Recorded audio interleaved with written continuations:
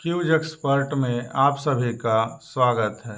यह NTPC series का 19वां set है जो आपके रेलवे संबंधित जितने एग्ज़ाम हैं उसमें आपको ये मदद करेगा।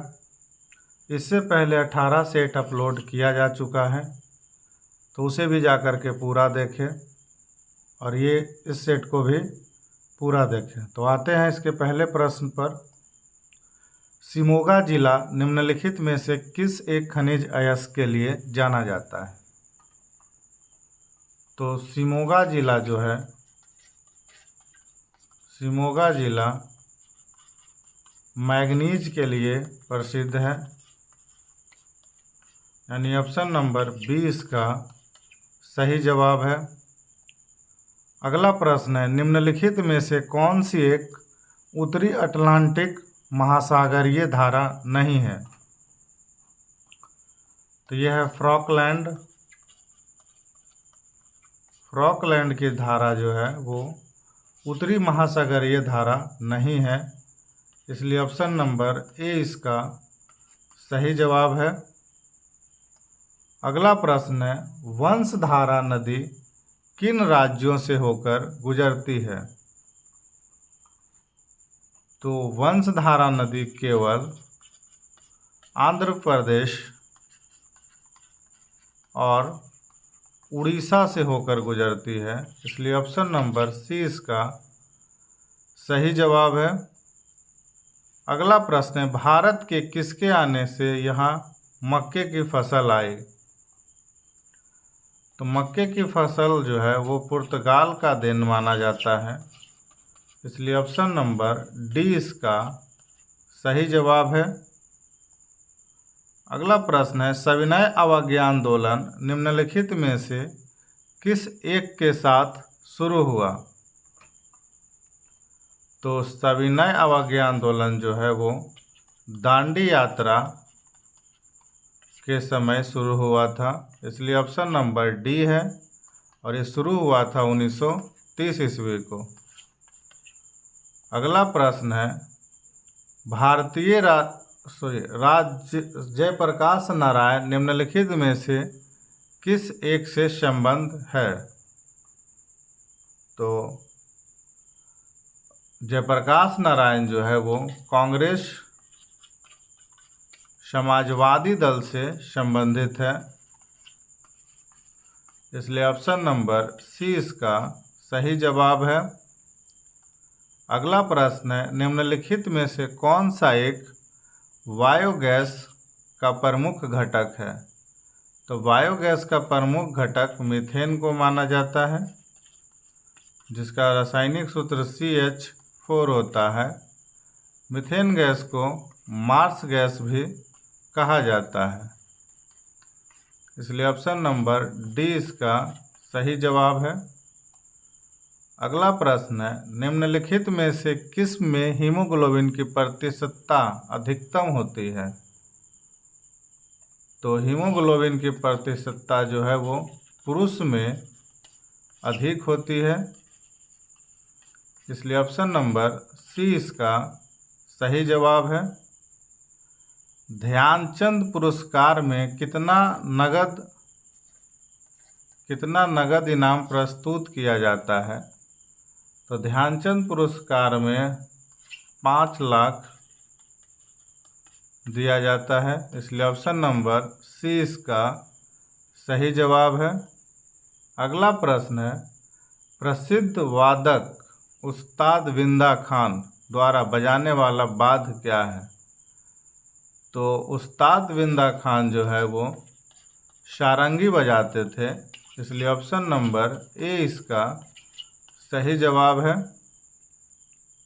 अगला प्रश्न है, भारतीय नौसेना में सर्वोच्च स्थान पर कौन सा कॉमेंट अधिकारी होता है? तो इसका सही जवाब है एडमिरल, यानी ऑप्शन नंबर सी इसका सही जवाब है। दक्षिणी गोलार्ध में सबसे छोटा दिन कब होता है? तो दक्षिणी गोलार्ध का सबसे छोटा दिन 21 जून को होता है, यानी ऑप्शन नंबर बी इसका सही जवाब है। अगला प्रश्न है, अनुसूचित जनजाति के संरक्षण के लिए एक क्षेत्र को अनुसूचित क्षेत्र के रूप में घोषणा करने की शक्ति किसके पास होती है? तो ये जो है भारत के राष्ट्रपति के पास अधिकार होता है, यानी ऑप्शन नंबर बी इसका सही जवाब है। अगला प्रश्न है, निम्न में से कौन सी किताब सरोजिनी नायडू द्वारा लिखी गई थी?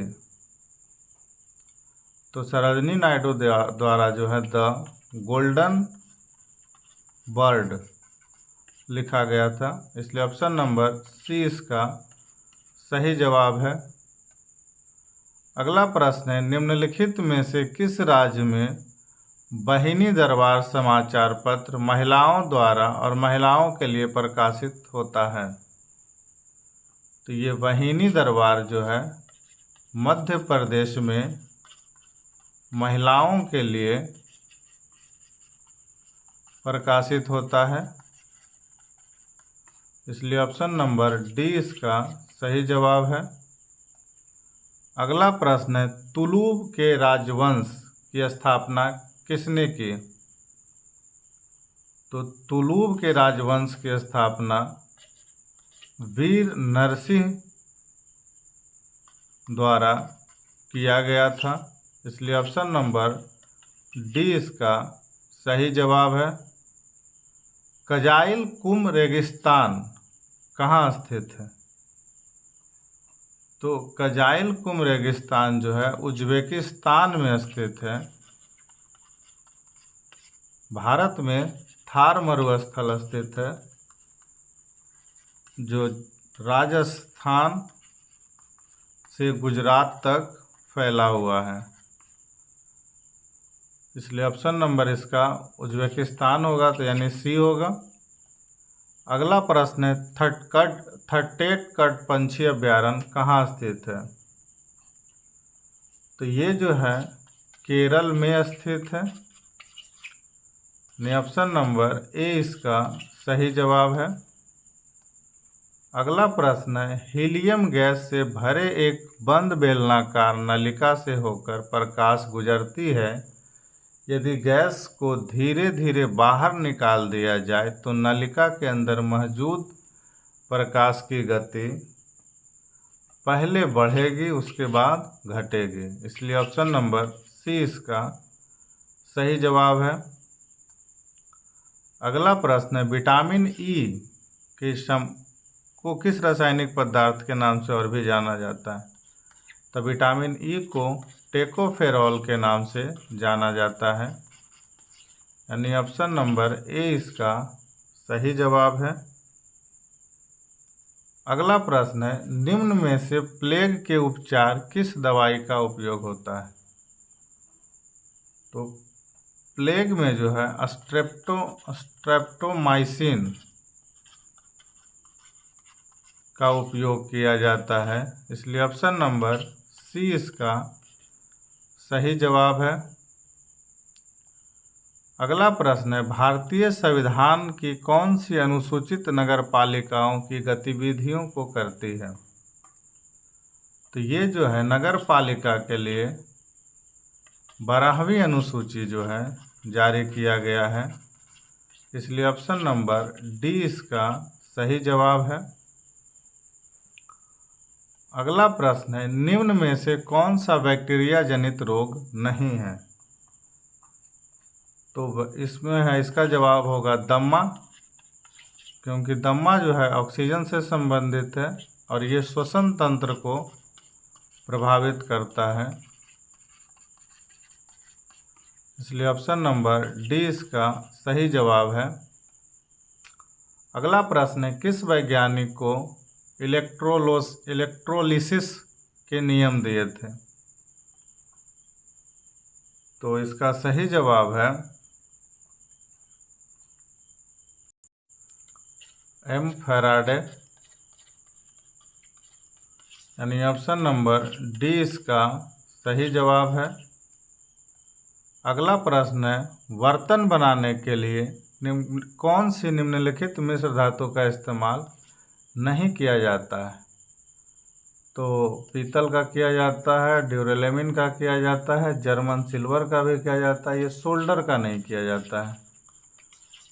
इसलिए ऑप्शन नंबर 20 का सही जवाब है। ये था आज का कुल 25 प्रश्न जो आपके आगामी एग्जाम एनटीपीसी आरआरबी में मदद करेगा। तो वीडियो को जितना ज़्यादा लाइक करें, शेयर करें और चैनल को सब्सक्राइब ज़रूर करें। वीडियो देखने के लिए धन्यवाद।